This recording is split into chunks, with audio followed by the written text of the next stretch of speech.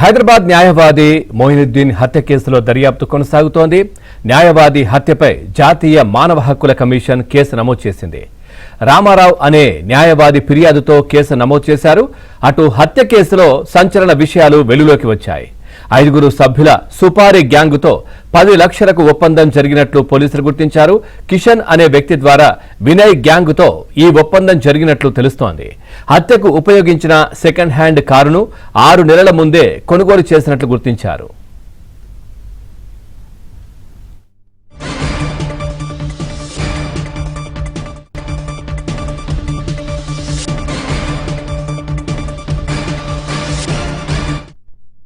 ప్రధాన అనుమానితుడు వినయ్ను పోలీసులు అదుపులోకి తీసుకున్నారు.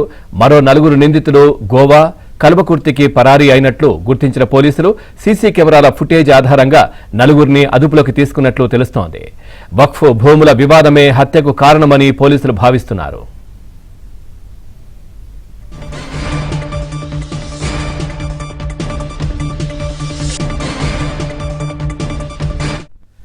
ఇదే విషయానికి సంబంధించి మరింత సమాచారాన్ని మా క్రైమ్ కరెస్పాండెంట్ మణికంఠ అందిస్తారు. మణికంఠ, పూర్తి డీటెయిల్స్ ఏంటి? పవన్, హైకోర్టు న్యాయవాది ఖాజా మొయినుద్దీన్ హత్య కేసులో పోలీసులు దర్యాప్తును వేగవంతం చేశారు. పోలీసుల దర్యాప్తులో కూడా సంచలన విషయాలు వెలుగులోకి వస్తున్నాయని చెప్పుకోవచ్చు. 2 రోజుల పాటు రెక్కీ చేసిన దుండగులు పక్కా ప్లాన్ ప్రకారమే హత్య చేసి పరారైనట్లు పోలీసులు పలు ఆధారాలు సేకరించారు. హైదరాబాద్ కి చెందిన వినయ్ గ్యాంగ్ 10 లక్షల రూపాయలు సుపారీ తీసుకుని ఈ హత్య కుట్రకు పాల్పడినట్లు ప్రస్తుతం పోలీసులు అయితే గుర్తించారు. ప్రధాన అనుమానితుడు కవాడిగూడకు చెందిన వినయ్ ను పోలీసులు ప్రస్తుతం అదుపులోకి తీసుకుని విచారిస్తూ ఉన్నారు. మొత్తం ఈ ముఠాలో 5 సభ్యులుండగా వినయ్ మాత్రం హైదరాబాద్ లోనే పోలీసులు అరెస్ట్ చేశారు. మరో 4 నిందితులు గోవా, కల్వకుర్తికి అయితే పారిపోయారు. ప్రస్తుతం వారిని కూడా పోలీసులు అదుపులోకి తీసుకుని విచారిస్తున్నట్లుగా కూడా తెలుస్తుంది. ప్రధాన అనుమానితుడిగా ఆరోపణలు ఎదుర్కొంటున్న ఆలం ఖాన్ ఆచూకీ తమిళనాడు ఊటీలో పోలీసులు గుర్తించారు. ప్రస్తుతం తెలంగాణ పోలీసులు తమిళనాడుకి వెళ్లి అక్కడ ఆలం ఖాన్ అరెస్ట్ చేసి హైదరాబాద్ కి తీసుకొచ్చి ఒక రహస్య ప్రదేశంలో విచారిస్తున్నట్లుగా మనకు సమాచారం అందుతుంది. హత్యకు ముందే పలుసార్లు రెక్కీ నిర్వహించారు నిందితులు. దాదాపు 2 రోజుల్లో 3 సార్లు అయితే రెక్కీ నిర్వహించారు. అలాగే హత్యకు ఉపయోగించిన సెకండ్ హ్యాండ్ కారును కూడా 6 నెలల ముందే కొనుగోలు చేసినట్లు ప్రస్తుతం పోలీసుల దర్యాప్తులో అయితే తేలింది. మాసప్ ట్యాంక్ లో శాంతినగర్ లో న్యాయవాది స్విమ్మింగ్ కు వెళ్లేందుకు తన కారు వద్దకు రాగా ఒక్కసారిగా కూడా వినయ్ గ్యాంగ్ ఒక్కసారిగా కారుతో ఢీకొట్టి సుమారు 20 మీటర్ల వరకు తీసుకువెళ్లిపోయింది. సో అక్కడ తీవ్ర గాయాలతో న్యాయవాది మృతి చెందాడు. ప్రస్తుతం ఈ వక్ఫ్ భూముల వివాదం హత్యకు ప్రధానం కారణమై ఉండొచ్చని పోలీసులు అయితే విచారిస్తూ ఉన్నారు, అనుమానిస్తూ ఉన్నారు.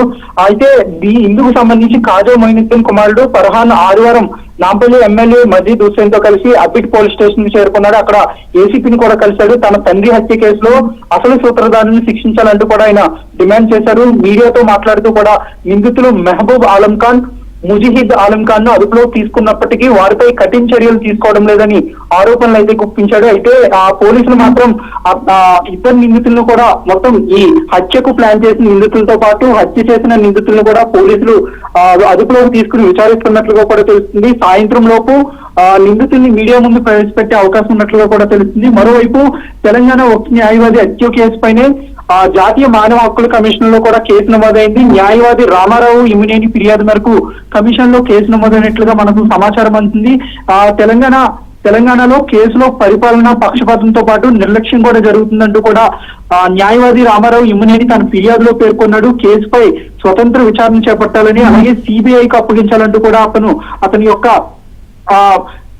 మానవ హక్కుల కమిషన్ లో అభ్యర్థులను తెలిసినట్లుగా కూడా తెలుస్తుంది. మరోవైపు బాధిత న్యాయవాద కుటుంబానికి తక్షణ భద్రత కల్పించాలంటూ కూడా న్యాయవాది రామారావు ఇమ్మినేని ప్రస్తుతం ఫిర్యాదులో పేర్కొన్నట్లుగా కూడా తెలుస్తుంది. అయితే ఈ కేసులో ఇంకా వక్ఫ్ భూముల నేపథ్యంలోనే ఈ హత్య జరిగిందా లేదంటే ఇతర కారణాలు ఇంకేమైనా ఉన్నాయా అనే దానిపై కూడా పోలీసులు పూర్తి స్థాయిలో చేపట్టారు. అలాగే వినయ్ కు సుపారీ డబ్బులు ఏ విధంగా అందాయి, ఎంత మొత్తంలో అందింది, అలాగే ఎప్పుడెప్పుడు అందింది అనే దానిపై కూడా బ్యాంకు ట్రాన్సాక్షన్లతో పాటు అలాగే ఫోన్ కాల్స్ హిస్టరీని కూడా ప్రస్తుతం పోలీసులు అన్ని కోణాల్లోనూ దర్యాప్తు చేసి ఆధారాలను అయితే సేకరిస్తున్నారు. నిందితుల్ని సాయంత్రం లోపు మీడియా ఎదుట ప్రవేశపెట్టే అవకాశం ఉన్నట్లుగా తెలుస్తుంది. Pavan, right, thank you Manikanta, thanks for the updates.